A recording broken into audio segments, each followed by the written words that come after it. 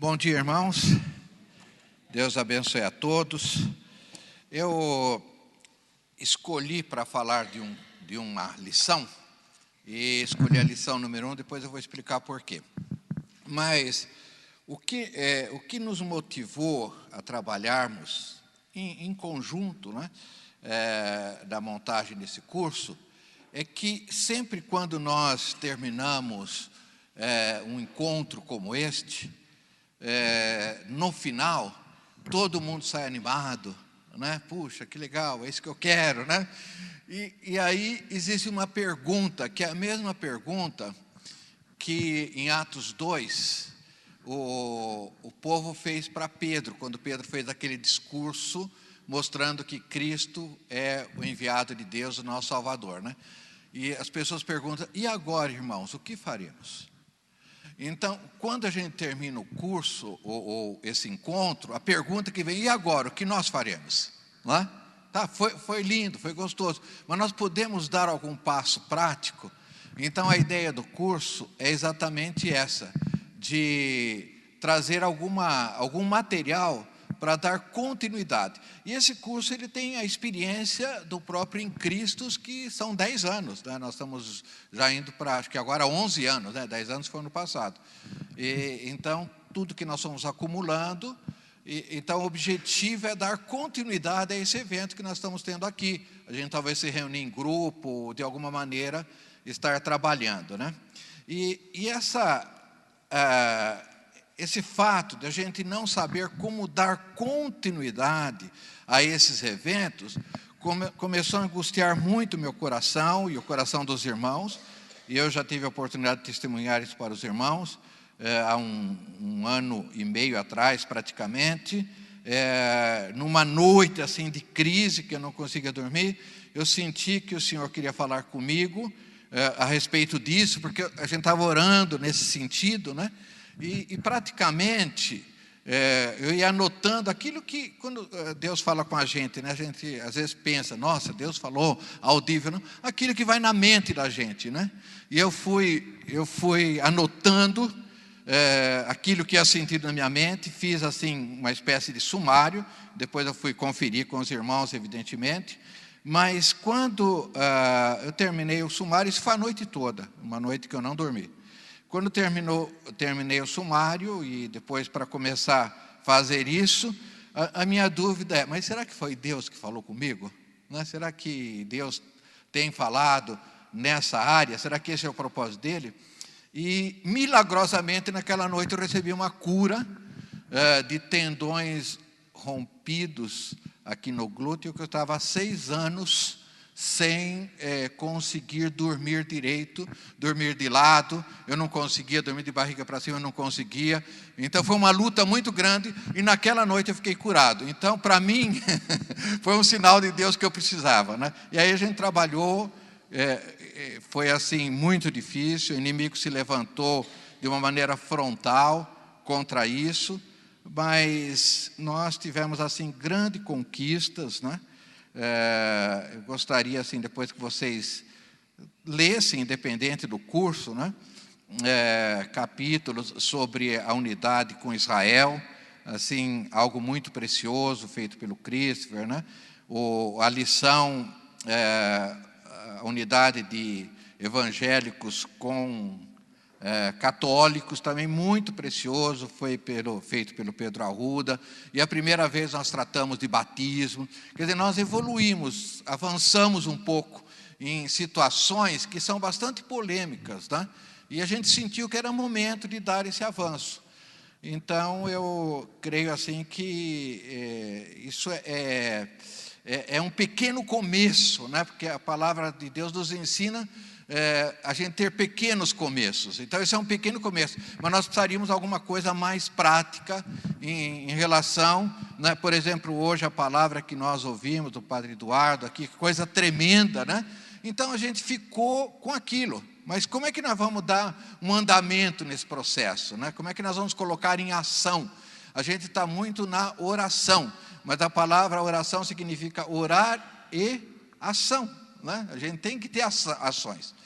E eu escolhi para falar de um capítulo que realmente não é nada agradável. Eu gostaria de falar da lição 2, né, que é sobre o sangue de Jesus, seria a minha preferida, mas eu escolhi a 1, porque a primeira coisa importante que nós precisamos, ao trabalhar na unidade, é ter a consciência do tamanho do pecado que é a divisão. Se a gente não tiver consciência, eu creio que nós estamos assim meio que cauterizados. A palavra de Deus fala que o príncipe desse mundo, que é Satanás, cegou, né, para o entendimento das pessoas do poder do Evangelho. Claro que nós já foi tirada essas vendas, mas nós ainda vemos como aquele cego que foi curado no primeiro toque de Jesus. Jesus falou para ele: você está vendo? Ele falou: eu estou vendo seres humanos como árvores se movendo. E nós ainda olhamos para os irmãos como árvores, né? Que é uma coisa separada, uma coisa isolada. Depois Jesus deu o segundo toque, aí ele viu as pessoas de uma maneira perfeita. Então, de qualquer forma, eu entendo que é isso, que nós precisamos assim acordar para essa realidade. A gente precisa chorar pela divisão. Isso traz peso para as nossas vidas. Então, por isso, a lição 1, ela é muito importante, porque a gente chama no maior pecado da igreja. Eu queria dizer para os irmãos que não é uma conclusão minha ou nossa do grupo, mas outros acham que realmente a divisão é o maior pecado, porque ela afronta contra a carne e o sangue de Jesus Cristo, contra o corpo. O que é o corpo? É a carne e o sangue de Jesus. Então, é um afronte aquilo que Jesus fez, aquele versículo que o Cascaldi colocou aí, João 11:52, né? Então, essa ideia do maior pecado da igreja surgiu quando, nas minhas aulas na PUC, eu convido uma palestrante, eu gosto muito dela, uma doutora em filosofia, e ela chama Aline Vieira, e ela fez uma pergunta para os alunos na palestra que ela estava dando para curso de mestrado. Ela diz assim, ela perguntou para os alunos, né? Quem mais matou no mundo? Então, alguns, que tipo de guerra, que tipo de conflito mais matou no mundo, né? Então, alguns, não, foi Hitler, né? Hitler calcula assim 20 milhões. Foi Mao Tse-tung, né? Mao Tse-tung calcula 60 milhões de chineses foram mortos, né? Não, foi Stalin, Stalin na Rússia, né, que calcula aí arredondando 40 milhões de pessoas que foram assassinadas na Rússia, né? É uma coisa assim violenta para a gente ver esses números, né? Ela falou: nenhuma dessas. Então os alunos ficaram curiosos, né? Quem matou? A religião. A religião é que mais mata no mundo. Agora, ela não tem forma de provar isso. E eu fiquei assim impressionado com aquilo e comecei a orar e buscar isso, e comecei a falar disso, né? E aí eu vou concluir daqui a pouquinho se ela está certa ou não. Mas o que acontece com vamos admitir assim, o partidarismo religioso que cada um tem? Ele leva à guerra, ele leva a conflitos, né? Às vezes conflitos individuais, conflitos na família, e, enfim, é uma coisa terrível. Eu peguei aqui um artigo de um jornalista no estado de São Paulo, chamado Roberto D'Amata. Roberto D'Amata, ele fala sobre as guerras santas, né? Principalmente em relação aos muçulmanos, os jihadis, né? E então ele diz: sabe quem começou o radicalismo religioso? Não foram os islâmicos. Ele cita que foi o massacre de São Bartolomeu. Isso aconteceu em Paris, no dia 24 de agosto de 1572, que foi a primeira batalha entre católicos e protestantes. Não existe números certos, ele diz aqui, de quantos morreram. Mas uma das fontes que ele cita, numa noite, morreram 70 mil pessoas. Quer dizer, irmãos católicos matando irmãos protestantes. Irmãos protestantes matando irmãos católicos. Banhou de sangue as ruas de Paris. Então, aqui começa, ele diz, aqui começa, né? É fácil a gente olhar para o Estado Islâmico, radicalismo, mas aqui começa, segundo a opinião dele, percebe? Segundo o que ele escreveu aqui, eu tenho a fonte que ele escreveu. Então, e logo a essa batalha, esse massacre, se você for procurar no Google, procura depois massacre de São Bartolomeu, porque foi o dia de São Bartolomeu, né? Você vai ver assim quadros que foram pintados, assim com ruas de sangue, coisa assim tremendo. Sabe? Então é uma coisa que nós não podemos fechar os olhos para isso. Nós somos culpados disso. Os nossos pais no passado foram culpados disso. E nossos pais que trouxeram a palavra para a gente, que trouxeram o evangelho para a gente, né? Veja, logo depois disso, em 1618, começou a Guerra dos 30 Anos, que foi a pior guerra que houve em termos assim percentuais na Europa, né? Dizimou a Europa. Calcula que 8 milhões de pessoas foram mortas nessa guerra de 30 anos, a Europa toda. E isso tinha um fundo religioso, né? Tinha um fundo político também, porque muitos príncipes alemães, né? Principados, eles queriam se libertar da Igreja Católica, então eles adotaram a linha de Lutero, e a guerra foi envolvendo líderes estatais, né? Reis, percebe? Então, irmãos, 8 milhões de mortos, essa guerra de 30 anos deixou. Isso, então a gente vai observando que é tudo assim, motivação religiosa, né? Por exemplo, as cruzadas, eu peguei aqui um depoimento do Raymond de Aquiles. Ele diz que um dos cruzados escreveu que Jerusalém foi transformada num cemitério a céu aberto. Cabeças, mãos e pés se amontoavam nas ruas. Você imagina que coisa é isso, né? Com o nome de Cristo. Percebe? O que Cristo pregou? Uma coisa totalmente diferente disso, né? Depois nós tivemos a Inquisição. Milhares de judeus foram mortos nas Inquisições. É uma coisa assim absurda. A gente fala, Hitler matou, né, o Holocausto. Não. Em nome de Cristo, muitos foram mortos. Muitos judeus, mas muitos mesmo. A gente não tem esse número exato. Percebe? Então a gente vai observando hoje, na Irlanda do Norte, olha, na Irlanda do Norte ainda existe um muro, que eles prevêem derrubar esse muro, acho que 2022, eu não sei exatamente, que separam evangélicos e católicos, sendo que, por exemplo, se um católico precisar de emprego no lado evangélico, ele não vai conseguir nunca, e vice-versa. Isso hoje na Irlanda existe. A Irlanda já matou 4 mil pessoas, 4 mil mortos em nome de Cristo. Então, a gente fica observando que a situação é muito drástica por causa da divisão. Mas aí, será que a professora Aline tem razão? Será que tudo isso que nós falamos dá mais do que se você for somar Hitler, Stalin e Mao Tse-tung, dá 100 milhões. Será que as guerras religiosas mataram mais de 100 milhões?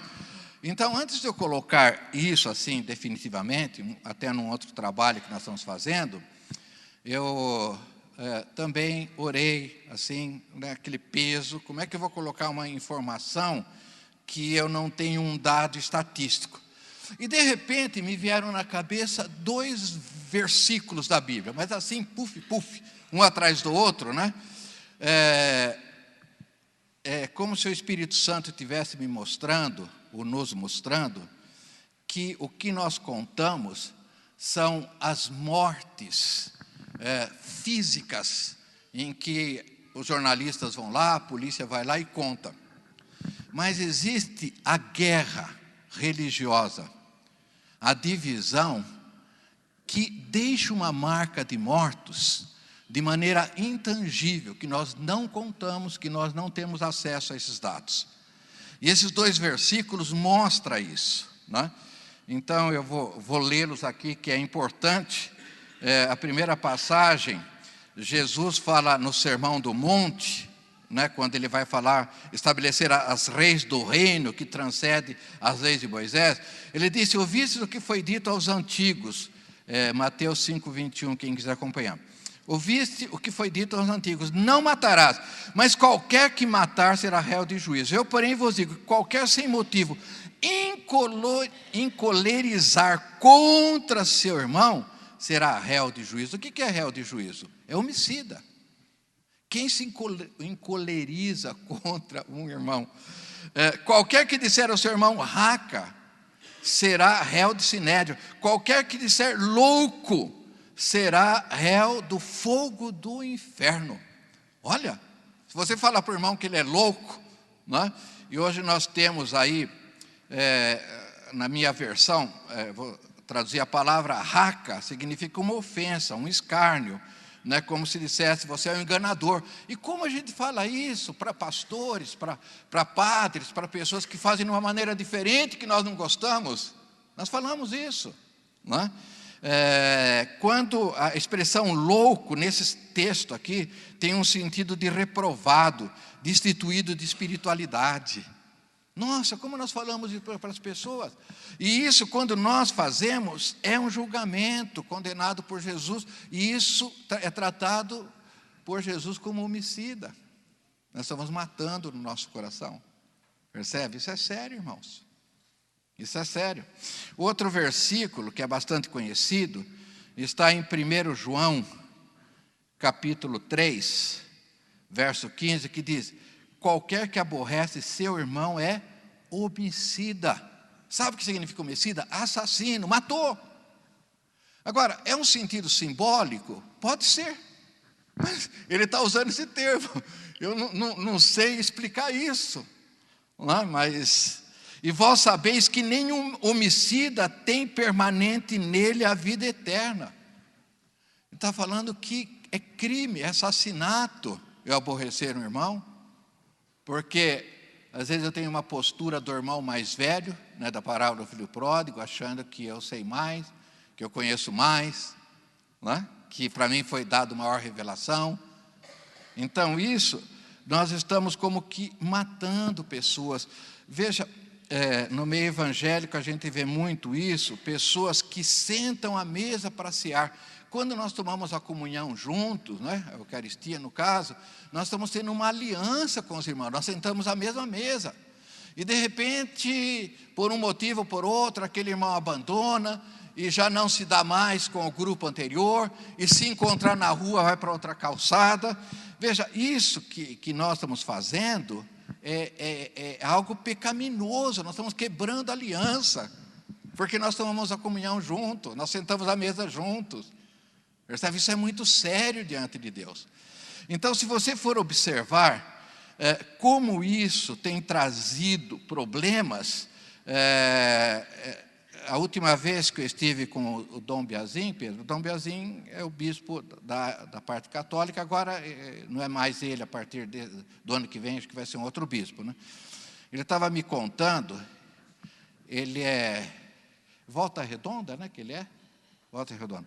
Ele estava me contando que ele fez uma pesquisa na Igreja Católica, uma pesquisa informal, né? Perguntando para os católicos: quem tem pessoas de outras religiões, né? Basicamente evangélico, na família? Todos levantaram a mão, Efigênia. Todos, segundo ele. Pesquisa com um grupo grande ele fez, né? E quem tem divisão na família por causa disso? Ele disse: todos levantaram a mão. Uma coisa assim, veja, né? Uma constatação de um homem sério, né? Que ele trabalhou com a gente, tem trabalhado com a gente. Então, hoje nós vivemos... Então, o que acontece? Será que a religião, entre aspas, matou mais? Se você for considerar esses valores aqui, ela matou mais. A professora Aline nem sabe que ela profetizou, porque ela não é assim uma cristã fervorosa, é assim, nominalmente cristã, vamos admitir, tá? Mas ela profetizou isso, que realmente nós matamos. Existe, vamos admitir, uma parte da criminalidade que a imprensa não testifica, que nós não testificamos, mas que no mundo espiritual é testificada. Isso é muito sério, percebe? Então, o que eu quero trazer para os irmãos é um pouco da responsabilidade da divisão. Sabe, que nós podemos estar trabalhando com outras pessoas, mostrando que isso que nós estamos falando, como o padre demonstrou aqui para a gente, dói no coração de Deus, dele ver filhos divididos, né? O que você acha que interessa mais para o Pai, para Deus? Ver os irmãos unidos? Ou, vamos admitir, uma opinião inerrante? Quer dizer, uma opinião inerrante significa alguma forma teológica que eu vejo que eu acho certo e que o irmão não acha certo. O que é mais importante para Deus? Você apresentar uma coisa certa, perfeita, ou ter uma família unida que se ama, ainda que haja imperfeições nos pontos de vista? Claro que para Deus é muito mais importante a família. Ele veio constituir a família, né? O objetivo do Senhor, como foi dito aqui, é reunir os... Agora, irmãos, se vocês quiserem até acompanhar, eu vou entrar um pouquinho em dados, na página 28, na página 29 do livro, eu uso aí o Instituto Gospel Prime. Esse instituto, eles fazem pesquisas muito interessantes, eles têm dados desde 1900. Então, no ano 1900, que é, assim, primeiros dados que eles têm, havia no planeta 1,6 bilhões de habitantes. E desse 1,6, 500 milhões eram cristãos e 1,1 bilhão não eram cristãos. Isso há 120 anos atrás, né, nós tínhamos esses dados, vocês têm aí no livro, né? Agora, em 2019, nós somos 7,7 bilhões de habitantes no planeta. Desses 7 bilhões, 5,2 bilhões não conhecem a Cristo. Veja, 1/3 do planeta conhece a Cristo, estatisticamente falando. Às vezes são cristãos nominais, né, só de nome, mas conhece. Mas 5,2. Então, significa que em 120 anos pulou de 1 bilhão para 5 bilhões, arredondando, de pessoas que não conhecem a Cristo. E nós estamos falando do quê? Da segunda volta de Cristo. O livro, o objetivo é preparar a noiva para a volta de Cristo. Mas tem 5 bilhões de pessoas que não sabem que Cristo veio pela primeira vez. Não é triste isso, irmãos? E por que eles não sabem? Por que eles não creem em Jesus, não conhecem Jesus? E por que eles não conhecem Jesus? Por causa da nossa desunião. Veja, você acha que é fácil para um não cristão, adentrar no cristianismo, vendo o estado que nós estamos hoje? Nós pregamos, olha, qual que é a mensagem do cristianismo? Amor, perdão, paz, comunhão, relacionamento. Não é essa a essência do cristianismo? A essência do Cristo não é o perdão? Nós vivemos isso? Nós vivemos o que nós pregamos? Não vivemos, irmãos. Percebe? Então, as pessoas olham, eles nem sabem bem, mas eles olham como hipocrisia isso. Nossa, que discurso bonito! Mas como o Cascal disse, é quase 50 mil denominações e uma criticando a outra. Não é? Porque se fossem assim, tivessem a mesma visão, amor, eles poderiam estar se unindo, trabalhando, ter projetos juntos. Não é? Mas nós não temos. A gente coloca aqui uma foto no capítulo 1, de um círculo assim, que foi uma irmã que teve a visão, né? De mãos dadas, mas de costa um para o outro. Esse seria o estado da igreja hoje. E quando a gente está de costa para o irmão, cada um está olhando para o seu projeto. Então ele olha, quando a irmã teve essa visão, a gente botou uma ilustração aí, ela teve a visão de cada um estava assim, sabe, que nem avião na cabeceira da pista, querendo levantar voo. Cada um olhando para o seu projeto. Percebe? E não olhando para os irmãos. E não olhando para o centro do círculo. E no centro do círculo é Jesus. Então, veja como nós estamos fazendo as coisas, né? Então, hoje, nós temos essa tristeza, porque nós não conseguimos testemunhar o nome de Jesus como nós deveríamos fazer. E se você observar, no início da igreja, olha só, os não cristãos, não crentes, vendo nossas divisões, não podem acreditar nas nossas mensagens. Tal. Essas divisões contradizem a vivência dos primeiros cristãos, que crentes em Jesus Cristo, olha o que a Bíblia diz, isso está de Atos 2 até Atos 4, né? Veja, como era a igreja no início, eles estavam juntos, perseveraram unânimes no templo, partiam o pão de casa em casa, tomavam as suas refeições com alegria e singeleza de coração, louvando a Deus e contando com a simpatia do povo. Veja, isso é muito importante, está em Atos 2, 42 e 47. Veja, a igreja, ela tinha a simpatia do povo. E por causa disso, essa comunidade era atrativa. E cada dia novas pessoas se aderiam à igreja. O Senhor acrescentava cada dia pessoas à igreja. Não é? Então, hoje, nós não temos essa realidade.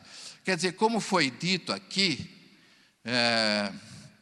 não somos nós que vamos fazer isso. Não é nós,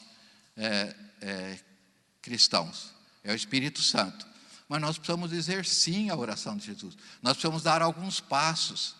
Nós não podemos atar as mãos do Espírito Santo, impedir a ação do Espírito Santo.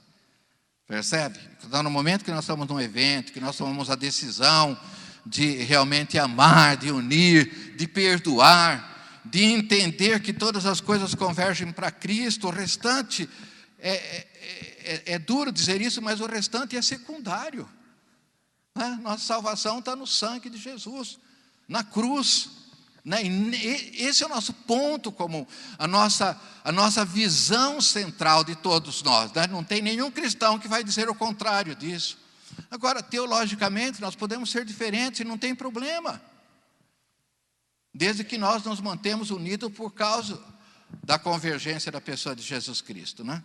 E a última coisa dessa lição, eu queria dizer para vocês, se vocês olharem para esse gráfico, que eu falei aí, que fiz referência, em 1900 havia 200 milhões de muçulmanos. Em 2015, quer dizer, quase 120 anos atrás, existe 1,7 bilhões de muçulmanos. Ou seja, os cristãos cresceram 5 vezes, os muçulmanos cresceram 8 vezes.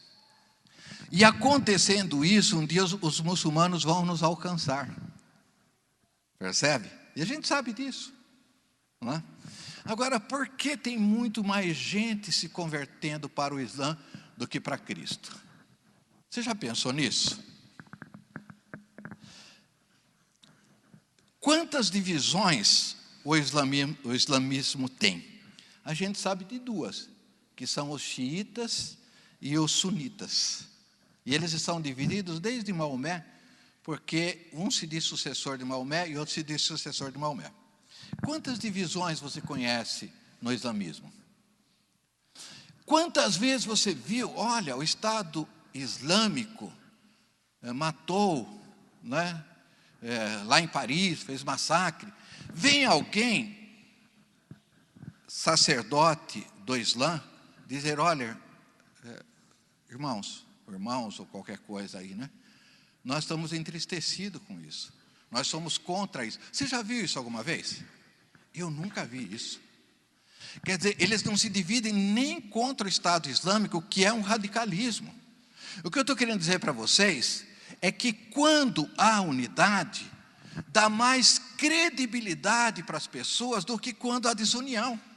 Por que eu vou aderir a alguma coisa que as pessoas estão desunidas? Se fosse tão boa assim, elas não estariam desunidas. Agora, eu olho para um outro lado e vejo pessoas unidas, aquilo me atrai mais. Não estão entendendo como é sério isso? Como assim, eu vejo assim, nós, assim, do Em Cristo, né? Somos poucos aí, na nossa equipe de serviço, a gente sente dor, a gente chora. Porque à medida, né? O pastor Ifigênio é um caso aí típico disso, depois ele vai estar testemunhando aí. Né? Um homem que chora, um homem que vai aí para para o monte, fica lá 1, 2 dias chorando por causa da divisão do corpo de Cristo, não é verdade? Sabe, quando você começa a entender isso, nossa, isso dói no nosso coração, isso machuca, porque a gente está afrontando o corpo de Cristo, e nós não só estamos afrontando o corpo de Cristo, nós estamos impedindo, num certo sentido, que as pessoas se aproximem de Cristo. Quer dizer, involuntariamente, ninguém faz isso, nós vamos evangelizar, nós queremos atrair pessoas, né? Mas, na verdade, nós temos muita dificuldade nesse quadro que nós estamos. Tem aqui, eu peguei uma citação desse Williams Araújo, diz que a identidade cristã é a unidade e o amor.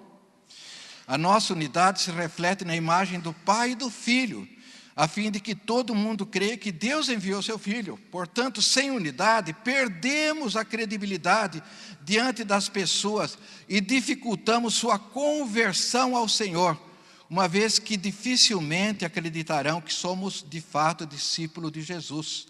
Jesus disse: como nós seríamos conhecidos como discípulos, se nós amarmos uns aos outros? Nisso vocês vão ser conhecidos como discípulos. Você vê amor, né? Você pode ver na tua comunidade, na minha comunidade, né? Mas entre a família de Deus na terra, um só pastor, um só rebanho. Nesse um só rebanho, você vê que é um só rebanho, você vê amor? Não, nós sabemos que há muitas críticas, infelizmente isso não existe. Então, a unidade, sem a unidade, nós não podemos atrair pessoas para conhecer Jesus. Por isso que Jesus clama na última oração que ele faz, né? Pai, na minha versão diz Jesus clamou.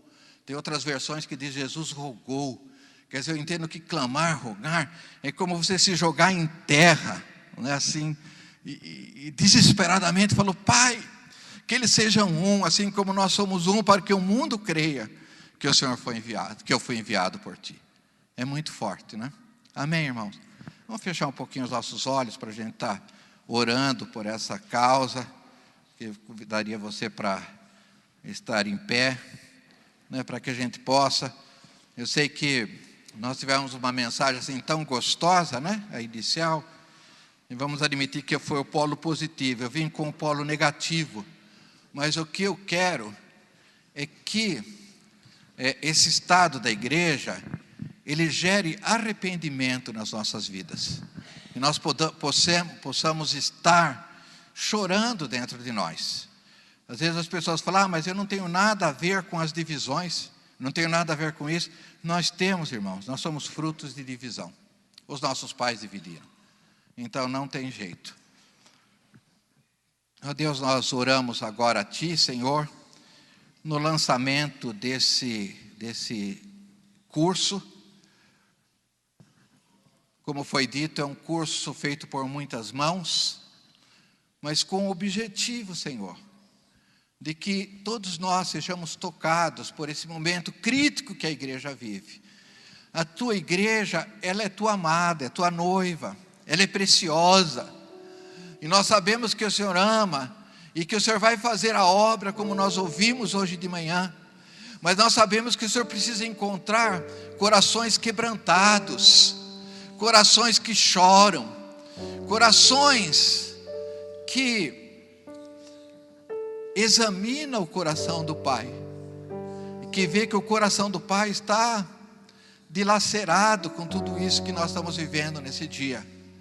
Ó Deus, que o Senhor esteja tocando nos nossos corações para nos trazer arrependimento por aquilo que nossos pais fizeram, ou que alguns de nós também fizemos, arrependimento por aquilo que nós falamos, por julgamento, nós julgamos, nós falamos.